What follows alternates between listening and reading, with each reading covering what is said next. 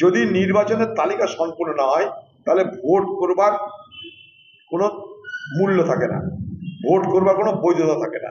লক্ষ লক্ষ মানুষ যদি, লক্ষ লক্ষ ভোটার যদি একদিকে নির্বাচন কমিশন আর দিকে রাজ্য, এই দুয়ের সংঘাতে যদি তাদের ভোট দেওয়ার অধিকার হাতছাড়া হয়ে যায়, তাহলে সেখানে ভোট হওয়াটাই বৈধ নয় বলে মনে করি।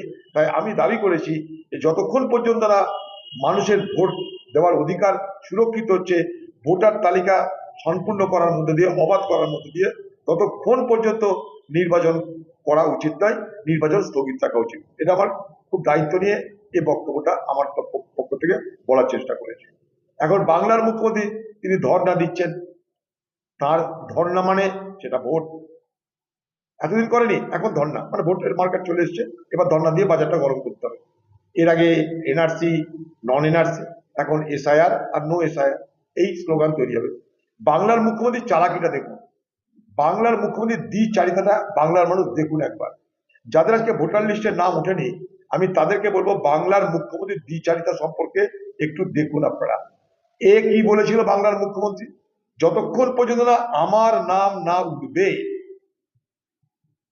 ততক্ষণ আমি লড়াই করব, এবং ভোটার লিস্টে সকলের শেষে আমার নাম তুলব। বলেছে না বলুন, ভোটার লিস্টে সকলের নাম উঠে যাওয়ার পর তারপরে মমতা ব্যানার্জি তার নাম সেখানটা অন্তর্ভুক্ত করবে। প্রতিশ্রুতিকার বাংলার মুখ্যমন্ত্রী মমতা ব্যানার্জি।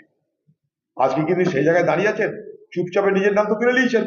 এবার বর বাংলার বাকি লক্ষ লক্ষ মানুষ ভোগে যা, আমার নাম তো তুলে নিয়েছি, খোকাবাবুর নাম তুলে নিয়েছি, আমাদের ভোটের নাম আটকাবে কে? এবার মর বাংলার লক্ষ লক্ষ মানুষ, আমি ধর্ণা দিয়ে তাদেরকে ম্যানেজ করবো, এই তো গল্প।